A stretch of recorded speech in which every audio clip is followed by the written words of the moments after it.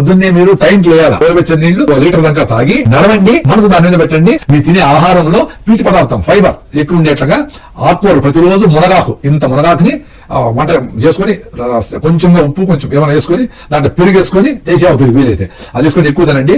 కొన్ని త్రిఫల చూర్ణము దొరుకుతుంది. సాయంత్రం పడుకునే ముందర మీరు 6కే తినేయాలి. భోజనం 6 తింటే కదలికలన్నీ కంప్లీట్ చేసుకొని మీరు పొద్దున్న అయ్యేటప్పటికి మోషన్ రెడీగా ఉంటుంది. మీరు రాత్రి లేట్గా తిని పడుకుంటే అది సమస్య వస్తుంది. చాలా ముఖ్యమైనది ఏమంటే భోజనానికి మధ్యలో 1 లీటర్ నీళ్లు తాగడానికి ట్రై చేయండి. చలికాలం ముందు 1/2 లీటర్లో తాగండి. భోజనానికి మధ్యలో తాగాలి. అప్పుడు ఈ భోజనానికి మధ్యలో వాటర్ ఫ్లో ఉంటుంది కాబట్టి అన్ని రీచ్ అవుతా ఉంటాయి. మధ్యలో బ్రేక్ లేకుండా వస్తూ ఉంటుంది. కొబ్బరి నూనె కొంచెం పొద్దున్నే పరగడుపున ఇంత కొబ్బరి నూనె తాగండి. 3-4 స్పూన్లు. గానిలో అడిచిన బ్రాండెడ్ కాదు. మీ ఊర్లో గాని ఉంటే ఆ గాని దగ్గరికి వెళ్ళి ఆ గాని దగ్గర పట్టుకోండి. కొబ్బరి నూనె 4 స్పూన్లు తాగండి. రాత్రి త్రిఫల చూర్ణం తినండి. త్రిఫల చూర్ణము మంచిదే, లైఫ్ లాంగ్ వాడినా మంచిదే. మీకు అసలు మోషన్ ప్రాబ్లమే లేదనుకుంటే ఆపేయచ్చు. మీరు ఆహారంలోనే పీచు పదార్థం మీకు ఎక్కువ ఉండే ఆ ఆహారం తింటే మీకు మలబద్ధకం పోతుంది.